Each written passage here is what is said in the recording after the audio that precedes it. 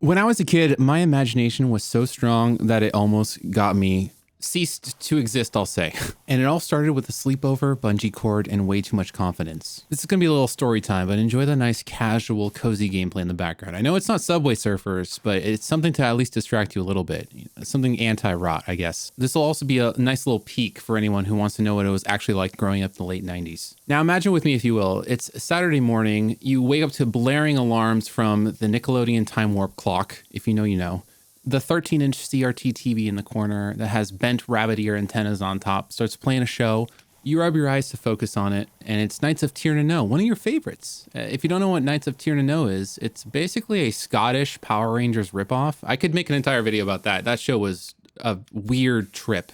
It was a fever dream. Which, to be fair, a lot of late 90s TV shows are kind of fever dreams itself. A lot of puppets and, makeup and weird stuff. But it was great. It fueled my imagination. It fueled the fire inside my soul.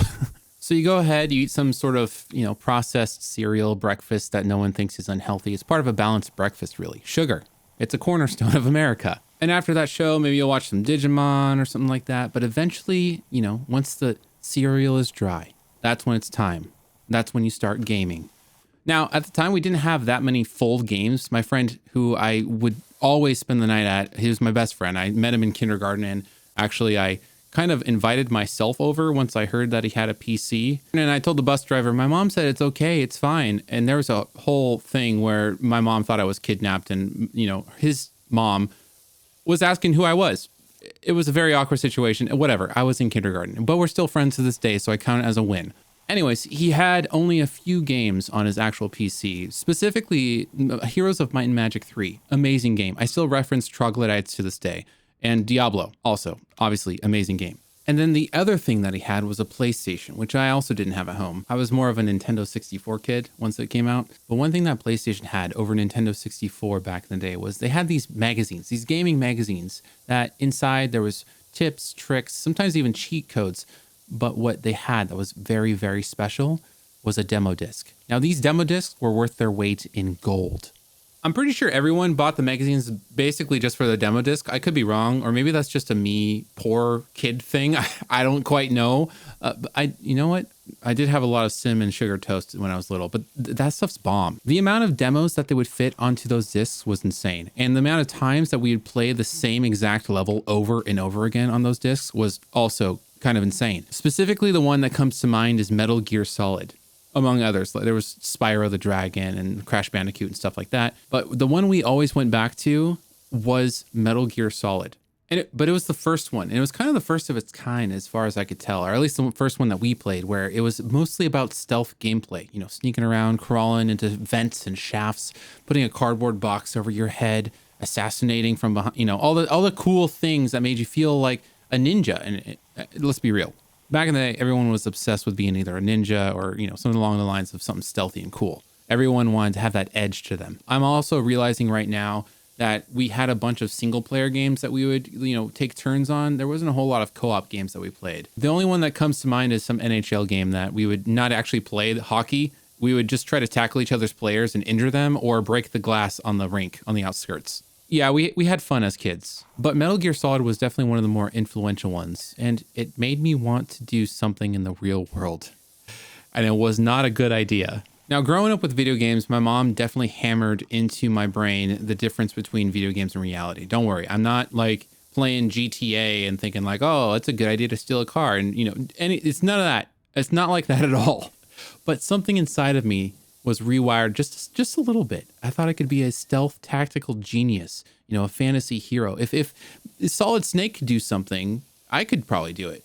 I could be cool. And when you're about 9 or 10 and you haven't had any large injury or broken bones ever, you think that you're a little bit indestructible, just a tiny bit. My friend's mom at the time was a huge advocate for having balance in your life. Being inside, playing video games, with the equivalent amount of hours you also had to do outside playing, in the sun, in nature, which is very good. It's very healthy to have balance like that. So we went into his backyard where he had a playground and a bunch of trees that were super tall, And coming off of the high of watching these mystic knights of Tir na No transforming into heroes, doing stunts, backflips and stuff like that, defeating evil, and then playing Metal Gear Solid with all the stealth ops and stuff like that. I was high on imagination. And possibly the 2 bowls of sugar milk from Frosted Flakes. So a lot of times when we were back there, we would actually, go into a role play mode, be in our imagination, be like, little kid things like, oh, there's a bad guy there. I'm taken out with my super blaster, or, enacting things of heroic feats and stuff like that. We would create situations and then we would solve those situations as heroes, as kids. And it was fun. We were basically making our own TV show without a camera on us. But,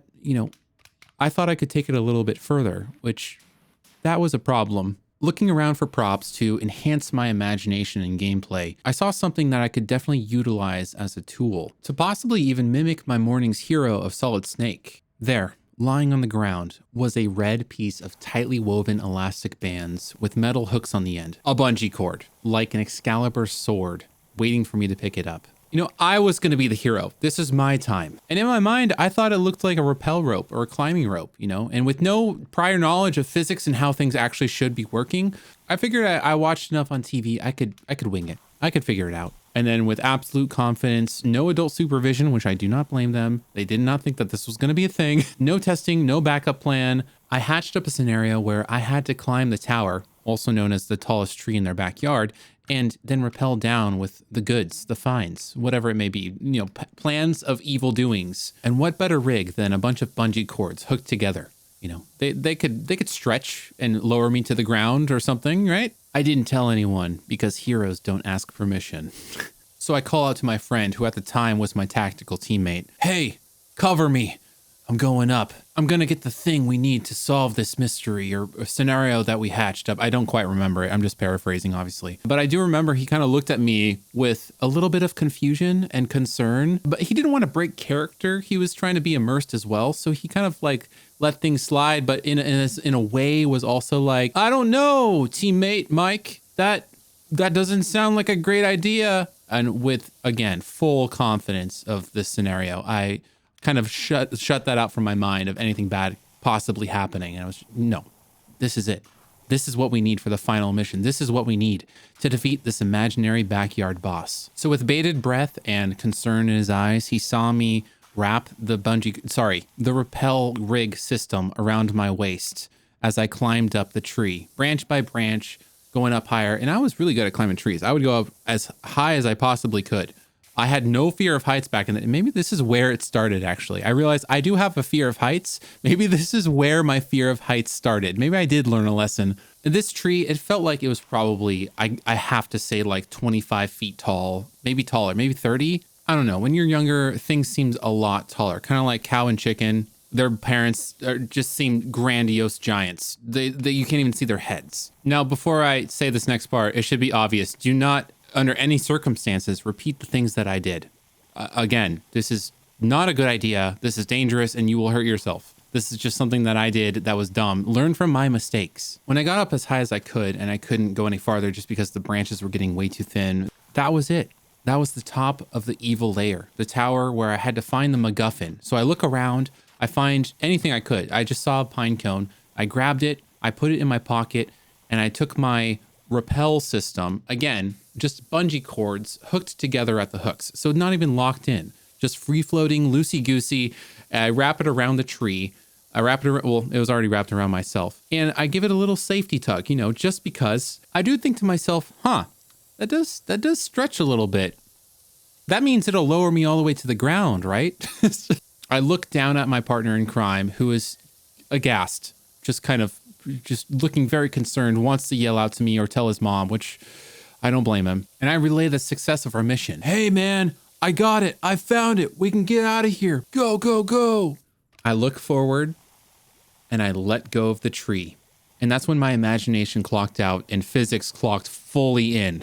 Time slowed down a little bit, but only just barely. Very quickly, I started hitting branches below me, obviously. I didn't have a clear path all the way to the ground. I didn't check that part. That part probably would have been better. Actually, you know what? Now that I think about it, that part actually probably saved me from a harder fall. And when I tell you that I think that I hit every single branch on the way down, I'm not exaggerating. It felt like there was more branches than when I went up, almost like the ones from the other side of the tree went to my side just to hit me. So as I'm ragdolling down, I'm thinking to myself in all capital letters, uh-oh. I also didn't think about the fact that at the bottom of this tree was a little rockery. And by little rockery, I mean full-size boulders that are about the size of a bowling ball, or possibly even larger. And they weren't smoothed or anything like that. And there was nothing to break my fall down below either. No, they were jagged, they want to hurt me type of rocks. We didn't think that far ahead. There was a mission at hand. So after being basically a human Plinko game and impacting the rocks below, my friend rushed over to me very quickly, looking absolutely mortified and scared, asking if I broke anything, if I'm about to die, if he needs to get his mom, you know, the basics. And between the shock,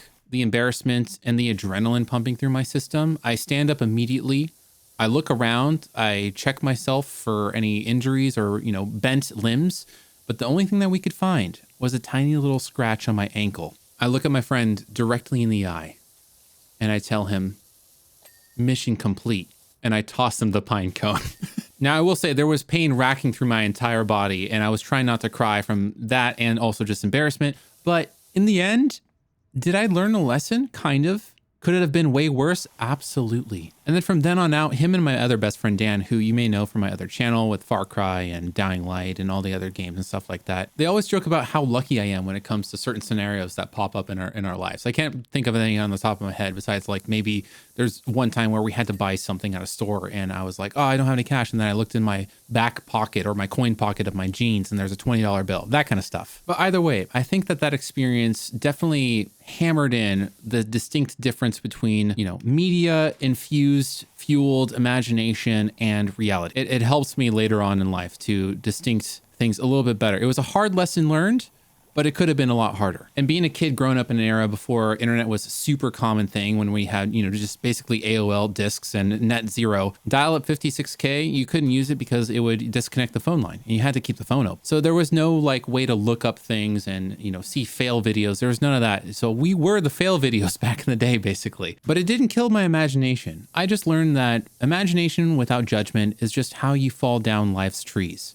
and hit the rockery on the bottom. And now I do a little bit more planning before taking a leap, figuratively and literally. If you have any stories where you felt like you were the main character or had, you know, a lapse in judgment, I guess is a soft way to put it, I invite you to share that story down below. And make sure it's YouTube appropriate, though. Don't say anything crazy. And also leave a like if you enjoy this kind of style of content. I thought it'd be interesting just to, it's kind of like a podcast, you know, except it's just me. But if you just want me to play the gameplay, I can also just do that too. You know, stop talking, just show us the game, streamer. But I do like to yap, you know, either entertaining stories about my past or, you know, present or future thoughts, or even things that are currently happening in the world. So anyways, thanks for watching, or more importantly, listening.